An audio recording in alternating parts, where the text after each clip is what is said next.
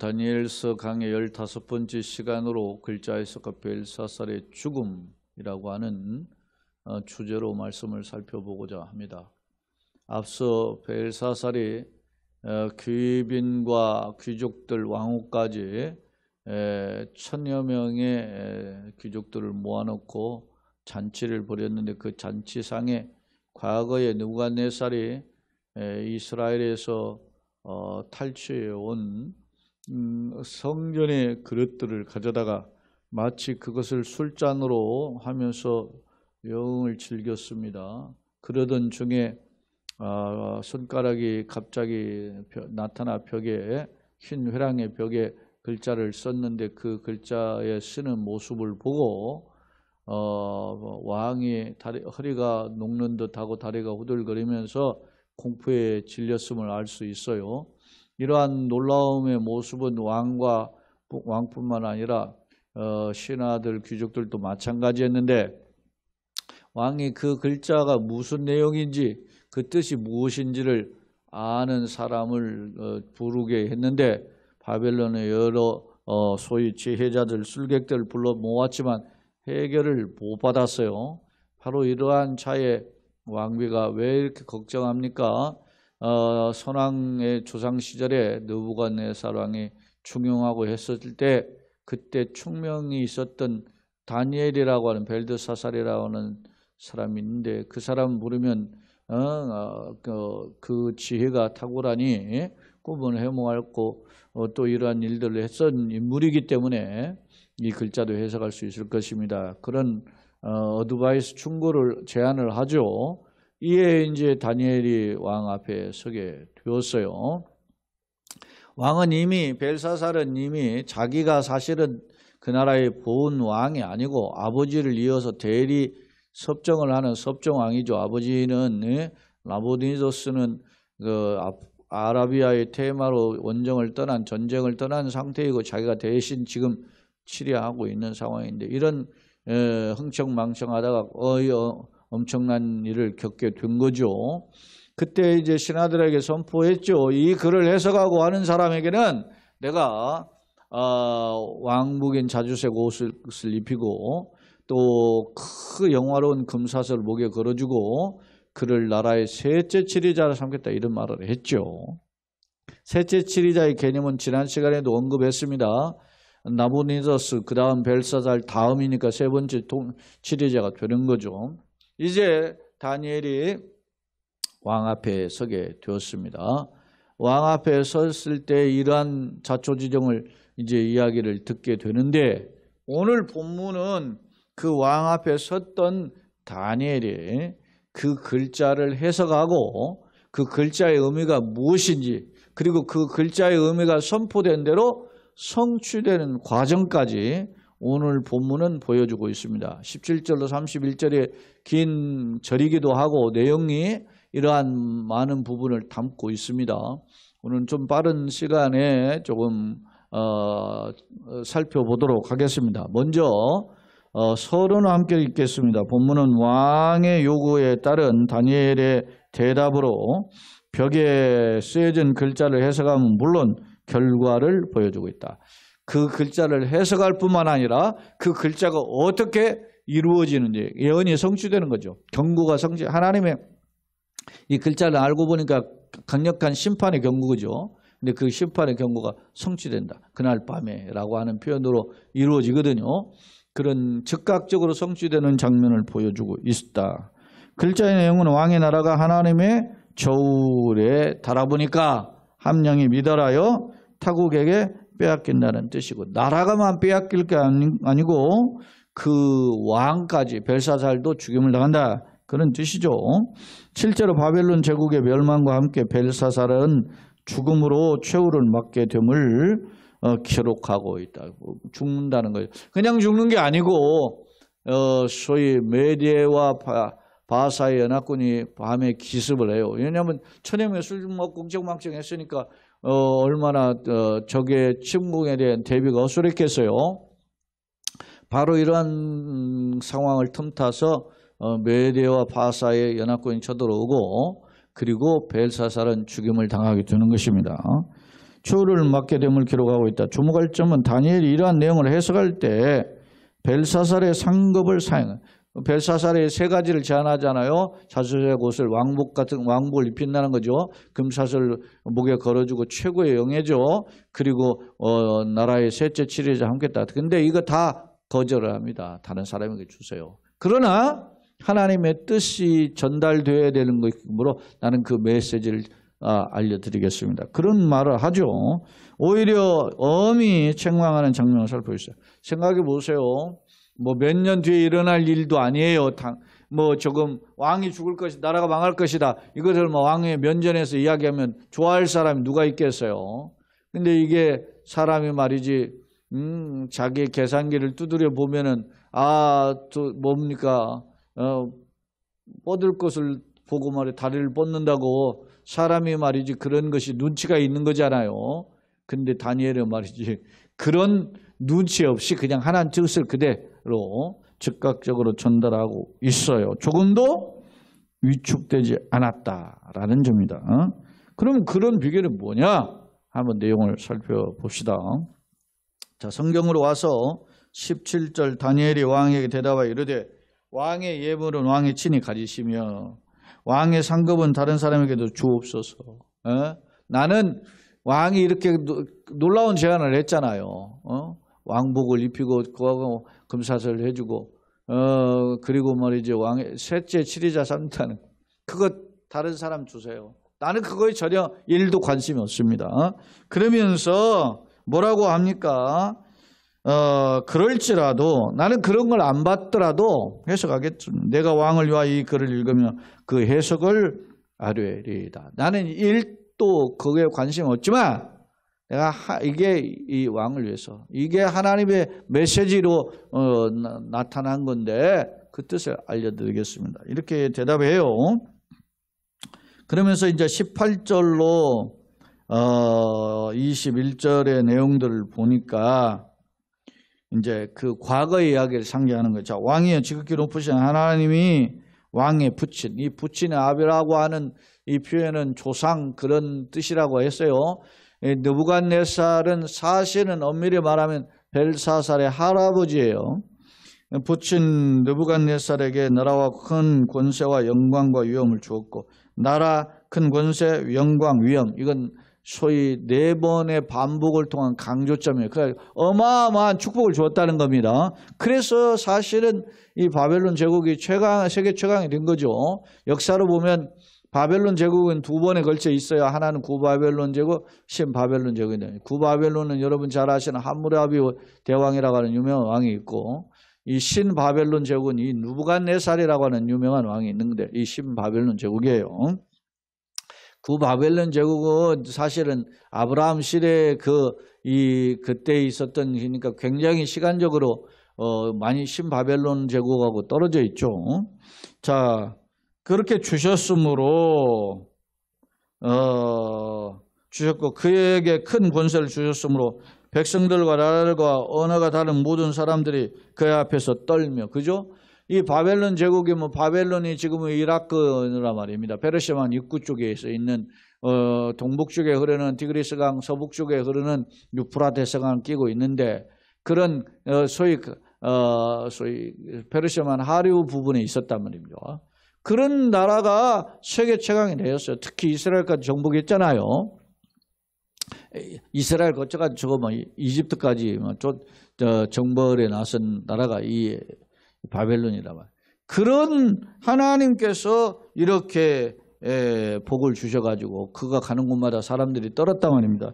떨며 두려워하였으며 그는 임으로 죽이며 임으로 살리며 임으로 높이며 임으로 낮췄다. 죽이기도 하고 살리기도 하고 낮추기도 하고 높이기도 하고 지가 권세가 대단했다 그런 말입니다. 느부갓네살이 그가 그렇게 하니까 그렇게 힘이 막 승승장구해가지고 세상 잘 나가니까 어때졌어요? 20절에 그가 마음이 어떻게 해요? 높아지며 뜻이 완악하여 교만을 행함으로 그의 왕위가 패한 바 되며 그의 영광을 빼앗기고 그랬죠? 느부갓네살 한참 잘 나가다가 빼앗긴 바 됐어요. 그리고 어떻게 됐어요? 21절 사람 중에서 쫓겨나서 그의 마음이 절점성의 마음과 같았고 또 들나귀와 함께 살며 또 소처럼 풀을 먹으며 그의 몸이 하늘 이슬에 젖었으며 지극히 높으신 하나님이 사람 나라를 다스리시며 자기의 뜻대 누구든지 그 자리에 세우시는 줄 알기에 이르렀나이다. 뒤늦게 전시병에 걸려가지고서는 막 짐승처럼 막 그렇게 수풀에서 말이지 그렇게 살다가 뒤늦게 정신을 차리고 내가 이렇게 승승장구하고 세사천하오력하는 것이 나의 힘이 아니고 하나님의 은혜구나. 하나님 주권에 달려있는 거구나. 이걸 깨달았다는 겁니다.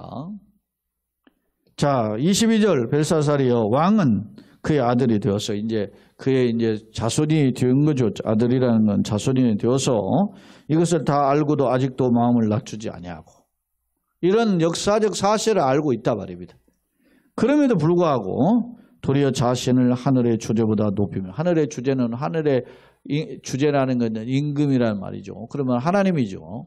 하나님보다 높이며 그의 성전 그릇을 왕 앞으로 가져다가 그죠? 성전에서 빼앗은 그릇을 성전 그릇 하나님께 제사드린 그릇들 아닙니까?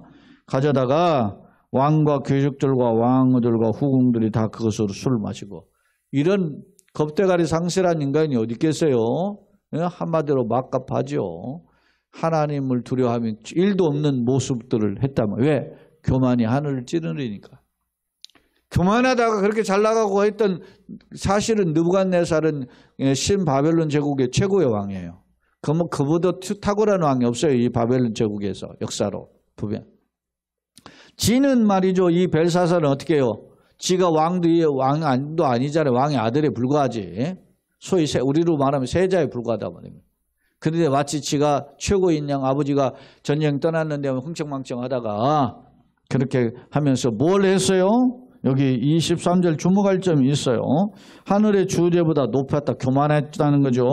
그의 성전에 그릇을 왕 앞으로 가져다가 왕과 귀족도 왕들 후궁들 다 그것으로 술을 마셨어요. 이제 건방진 것도 아주 술 취하기까지 했어요. 그 다음에 왕이 또 보지도 듣지도 알지도 못하는 보지도 알지도 듣지도 못하는 보거나 알거나 듣거나 이런 것은 어떤 지각이 있는 그런 어떤 사람들을 가리키잖아요. 그런 존재도 아닌 다시 말하면 뭡니까? 우상이 그거 뭐 알겠어요? 금, 은, 구리, 쇠와 나무, 돌로 만든 신상들. 다 헛된 것입니다. 아무것도 말할 수 없고 보지도 못하고 말을도 못하고 하는 그런 썩어질 우상. 아무 일도 힘도 없는 그 우상을 찬양하고 도리어 왕의 호흡을 주장하시고 인생의 생사복의 주인이라는 말 주장하시고 왕의 모든 길을 작정하시는 하나님께는 영광을 돌리지 아니한 자. 사랑해요 여러분. 여기에 우리가 주목. 오늘 23절 우리가 꼭 잊지 말고 명심하세요. 내가 이제까지 걸어온 게 다 은혜예요. 주님의. 근데 그 은혜를 잊어버리고 지가 잘 나가 똑똑하게 공부 잘한 줄 알고 말이지 유명한 뭐 어떤 직장도 들어가고 뭐 어떤 사업에서 돈도 버는 줄 알고 말이지 뭐 지가 뭐 국회의원 장관 뭐 대통령 된 줄 알고 건방 떤단 말입니다. 세상에서는. 여기 이게 무슨 뭐 사장 대표 뭐 CEO 뭐 그룹 총수 이야기입니까? 일국의 뭐 대통령 이야기입니까? 세계를 정복한 왕을 가리켜서 하는 말입니다. 당신에게 그런 선왕에게 그런 걸 줬고 당신도 말이지 그거에 불과한 건데 그런 하나님 모르고 그런 권세를 주신 하나님 절대 조건의 하나님을 외면하고 교만에 빠져가지고서는 호흡도 하나도 못하고 보지도 못하는 그런 우상을 찬양했다. 금, 돌, 이런 쇠 이런 걸로 만든 우상을 찬양했단 말이죠. 얼마나 무지하고 얼마나 교만하고 얼마나 하나님을 모독적인 겁니까? 그런 이야기를 지금 지적합니다. 여러분 이런 이야기를 사실 하나님의 뜻대로 아무리 내가 안다고 하더라도 왕한테 막 당신 그랬습니다. 너는 말이지 더러운 놈이야. 너는 뭐 잘못했어 인마. 이런 식으로 책망할 수 있나요? 참 다니엘이 앞서도 이야기했죠. 다니엘이 이때가 언제냐 앞서 지난 시간에도 설명을 했었는데 그때 다리오가 나라를 얻었다라는 말씀에 근거하면 다니엘이 바벨론을 꿀려온 지 70년 지나는 해다란 말입니다. 근데 그런 시간에도 처음과 끝이 한결같이 초지일관의 신앙으로 변함이 없는 다니엘의 모습을 엿볼 수 있어요. 아무래도 이런 것이 있더라도 말이죠. 참 사람이 아무래도 말이죠. 이 쓴소리를 하기가 쉽지 않잖아요. 양약은 고고하고 충언은 여기하다 그러잖아요. 좋은 약은 입에 쓰고 좋은 나에게 충고하는 말은 귀에 거슬리는 겁니다.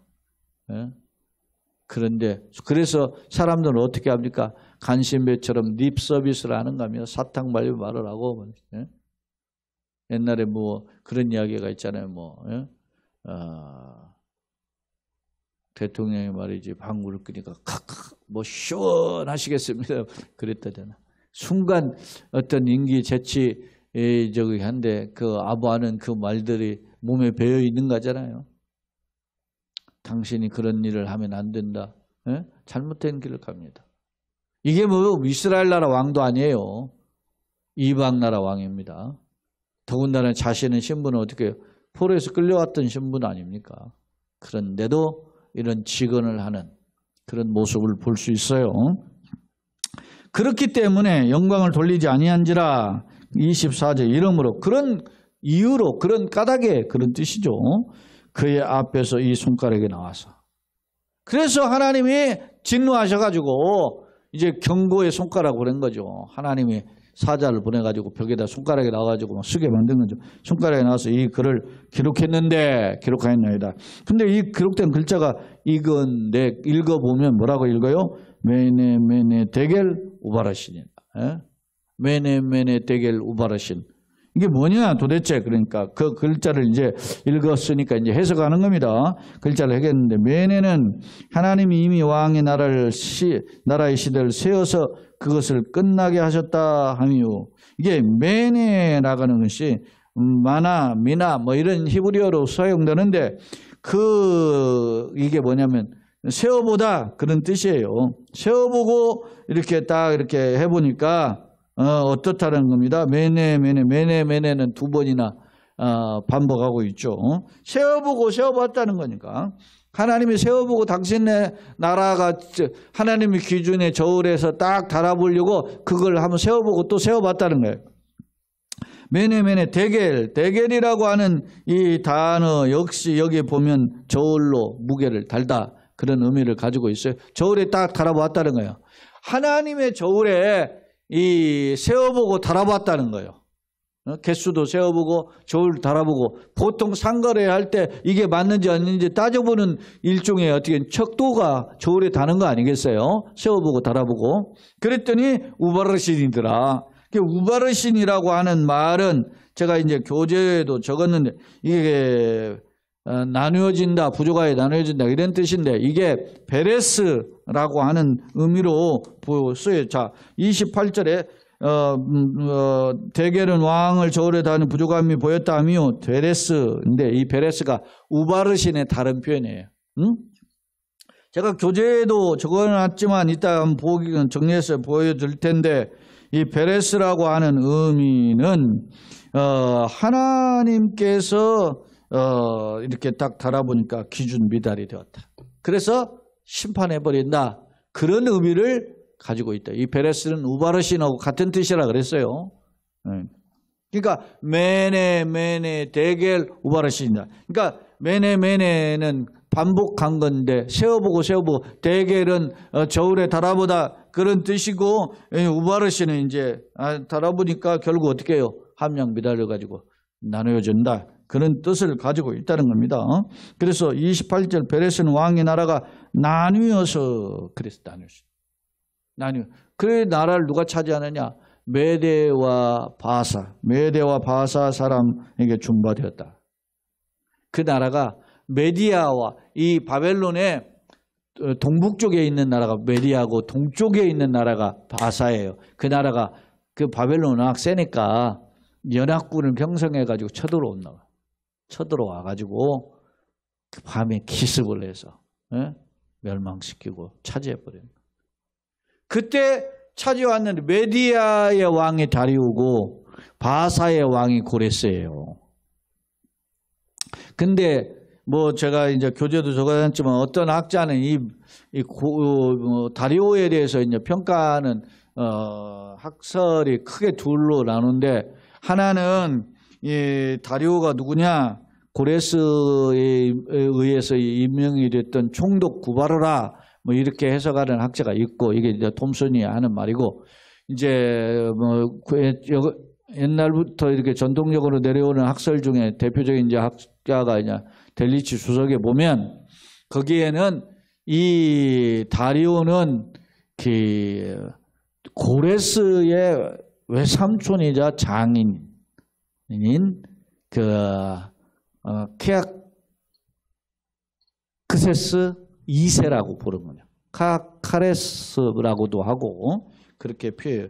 키아카레스, 키아크레스 이렇게 표현을 하는데, 키아카레스 2세로 보는 거예요. 이게 다리오를. 근데 이 다리오가 이제 그때 왕이 된 해가 62세로 표현하고 있는데, 그 당시로 보면 노년이죠. 노년이 되고 한 2년 있다가 통치하다가 이제 죽게 되는데, 그래서 메데라는 나라는 이제 베르시아라는 바사라는 나라의 통합이 돼 버리죠. 그래서 그 다음 해에 이 바사의 초대 왕인 고레스가 이 조서를 내려가지고 이스라엘 백성을 포로에서 해방하는 조서를 내려주잖아요. 바로 그런 역사의 배경을 가지고 있어요. 자, 성경 다시 와서, 이에 벨사살이 명하여 그들이 다니엘에게 자주색 옷을 입히게 하며 금사슬을 그의 목에 걸어주고 그를 위하여 조서를 내려 나라의 셋째 통치자로 삼으니라. 이건 뭐겠습니까? 첫째, 왕이 자기 체면 선포한 말이니까 지켜야 되니까 하는 것도 있지만, 이 얼마나 두려움과 번민은 허리가 녹아지고 다리가 후들거렸던 이 벨사살이 그 다니엘의 해석에 압도되어 가지고 자기의 말한 그 약속대로 그걸 실행했다라고 하는 해석을 더 이렇게 비중 있게 다뤄요. 그러니까 벨사살이 약속은 지킨 거죠. 그런데 30절 31절에 보면 그날 밤에 갈대아 왕 벨사살이 죽임을 당했다. 혼자 죽은 게 아니라 타인에서 죽임을 당한 거죠. 살해당한 겁니다. 죽임을 당하였고, 갈대아 왕이라고 했고, 바벨론, 갈대아는 지역 이름이고 바벨론은 국가 이름이에요. 같은 거죠. 우리나라 예를 들어서 대한민국이 있대, 대한민국에 우리 중심이 서울이듯이 이런 식으로 그렇게 표현하는 겁니다. 메대 사람 다리오가 나라를 얻었는데 그때에 다리오는 62세다. 노년이죠. 그러니까 이게 소위 고레스의 장인이다 이런 표현을 하는 게 맞죠.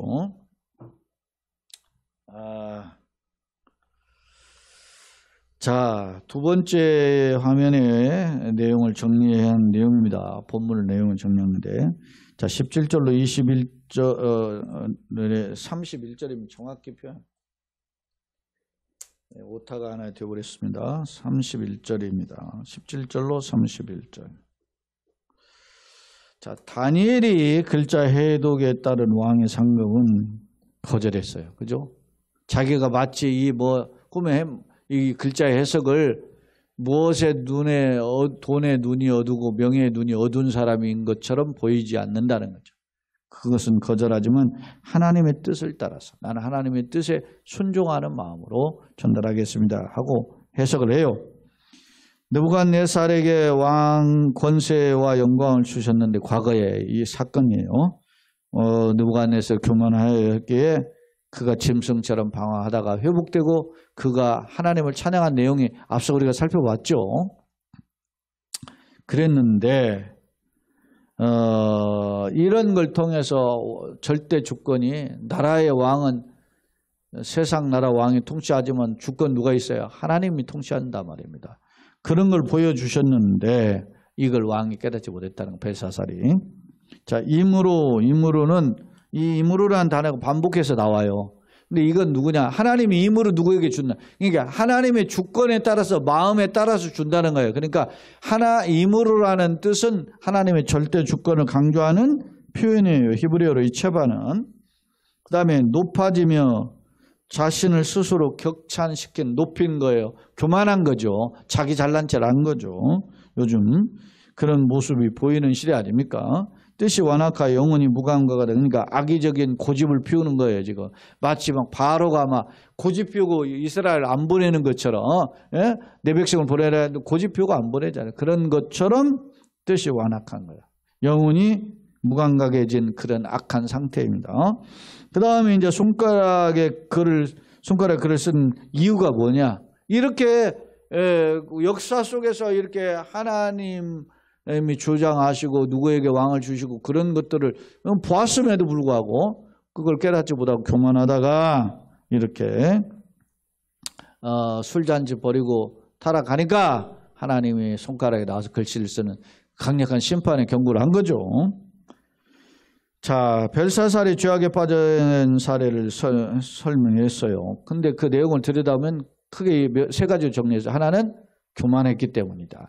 하나는 하나님을 모독한 거죠. 성령 그를 갖다가 술 마시는 신성 모독이죠. 또 뭐 했습니까? 금은, 돌, 쇠 이런 걸로 만든 우상들을 찬양했죠. 우상 숭배했죠. 그런 것입니다. 그래서 하나님이 글자를 쓴 건데 글자의 뜻을 보니까 메네메네 대겔 우바르시는 메네는 세어보다 그런 뜻이고 대겔은 저울에 달아보다 그런 뜻이고 우바르시는 베레스라는 뜻인데 조각나다 그런 뜻이라는 것입니다. 다시 말하면 하나님의 저울에 달아보니까 기준 미달로 이제 어떻게 해요? 조각내 버릴 것이다. 나누어진다. 그런 뜻이죠. 자, 벨사사는 자신에 대한 심판의 경고를 들었을 때 다니엘에 대한 상급을 이행했죠. 그건 뭐냐? 신적 권위에 압도되었다. 또 상급을 통해서 신적 진노를 아마 상급을 다니엘에게 주면은 하나님이 그 진노를 좀 완화하지 않을까 그런 기대감으로 약속을 이행했다 이런 주장도 있고 또 하나는 왕의 약속을 어기면 자기 체면이 손상되니까 한다 그런 뜻인데 그런 뜻도 있는데 가장 큰 것은 신적 권위에 압도된 그런 표현임을 알 수 있어요. 그리고 설명 안 한 게 하나 있습니다. 31절에 보니까 메대 사람 다리오가 나라를 얻었는데 그때 다리오는 62세였다 이렇게 표현하고 있잖아요. 그런데 이게 마소라 사본 우리 교회 전통적으로 최고의 사본의 권위가 마소라 사본이거든요. 마소라 사본이나 그 구약 성경 헬라어 번역본이 septuagint라고 70인역이라고도 해요.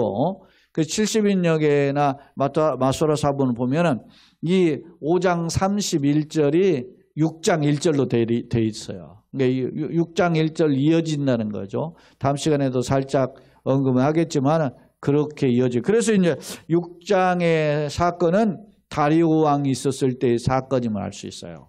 그러니까 다리오 왕은 이 바벨론을 무너뜨린 제국 잠시 동안 한 2년 동안 횟수로 2년 통치하다가 이제 물러난 왕이 다리오거든요. 그때 있었던 사건이란 말이에요. 그러니까 6장의 다니엘이 뭐 합니까? 사자굴에 던져지는 사건이잖아요. 그러니까 다니엘이 사자굴에 던져진 사건은 다니엘의 노정이 있었던 사건이 말이죠. 그죠? 역사를 보면. 이 다리오가 다니엘의 노정 때 나라를 얻은 사람이잖아요. 그런 시기에 주어졌음을 알 수 있다. 그런 걸 볼 수 있습니다. 자, 참고로 그 다리오는 누구냐라고 할 때 바벨론 정복 후에 고레스에게 총독으로 임명된 구바르라 하는 설도 있었고 또 아하수엘의 아들이자 아하수엘을 알죠? 저기 에스더에 나온 아하수엘 왕 그 아들이자 고레스의 장인이었던 키아크레스 2세로 보는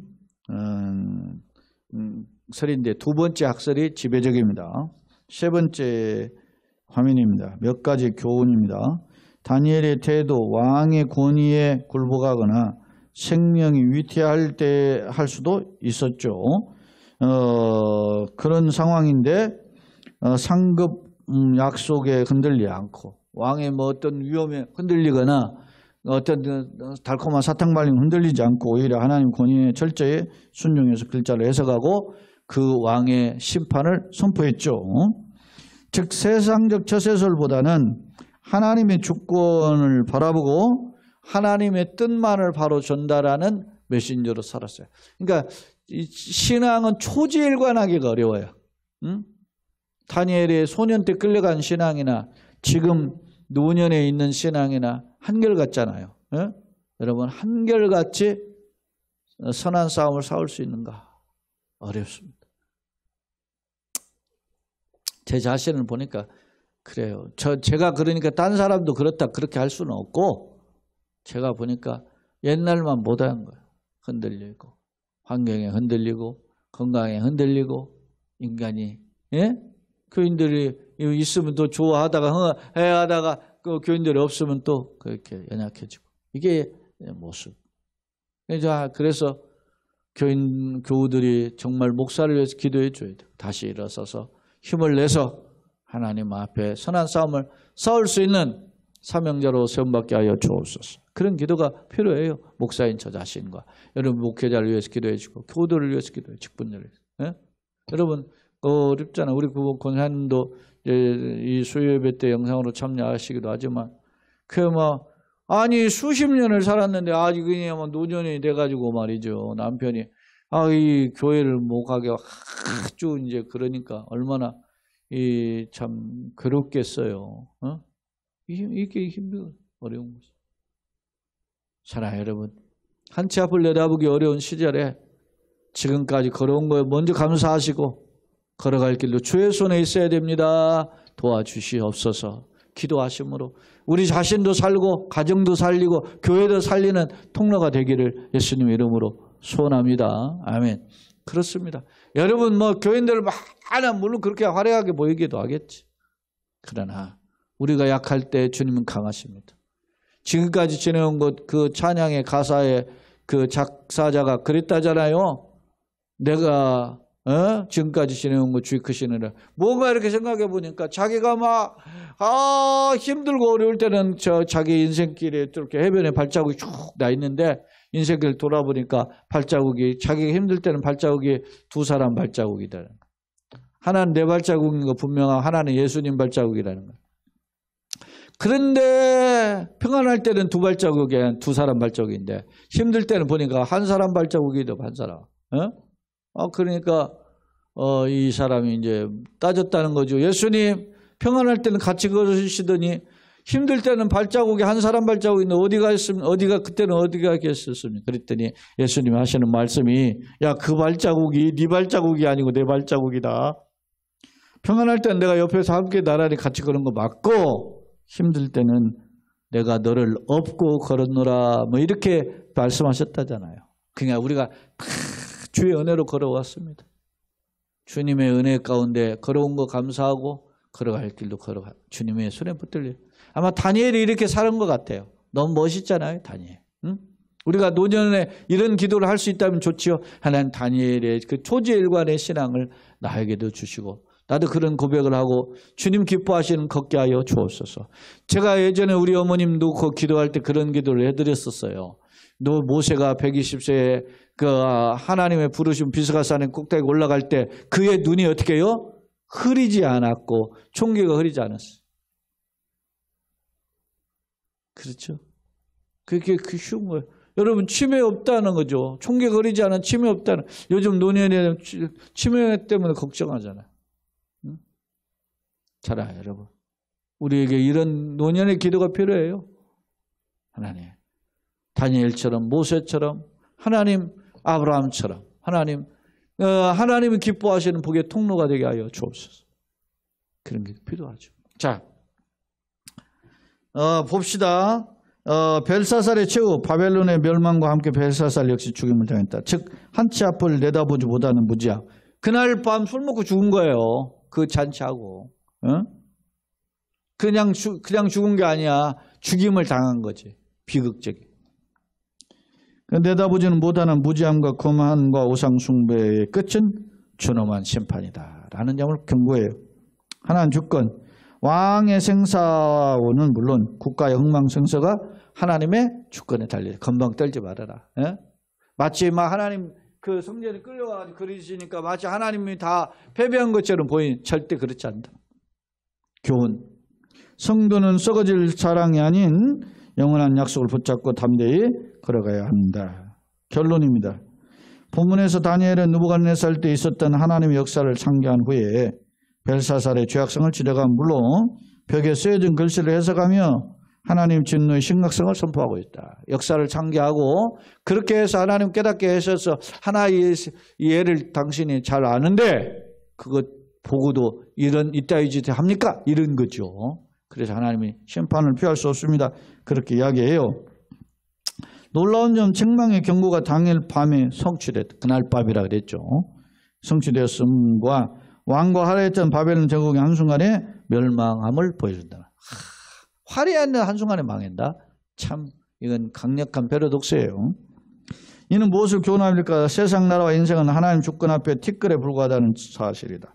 그렇다면 어떻게 살아야 될까? 타산지다. 남이 이렇게 갖다 놓은 돌 하나도 그냥 흩어버리지 말고 나에게 어떤 교훈이 되는 것으로 삼아야 된다는 거예요. 타산지석처럼 고사처럼 성도는 역사의 거울을 통해서 자신을 성찰하며 이 느부갓네살의 모습을 보면서 또 이 벨사살 왕의 모습을 보면서 내가 건방지면 안 되겠구나. 이런 걸 깨달아야 된다는 거죠. 성찰하며 하나님의 은총을 바라보고 엎드려야 할 것이다. 썩어질 자랑과 교만함이 가득한 시대에 받은 은혜에 먼저 감사하고 또 예수님 손에 붙들려 마지막 시대 나그네가 여간 주님 손에 붙들려 승리하는 그런 복된 걸음이 되기를 예수님의 이름으로 축원합니다. 아멘.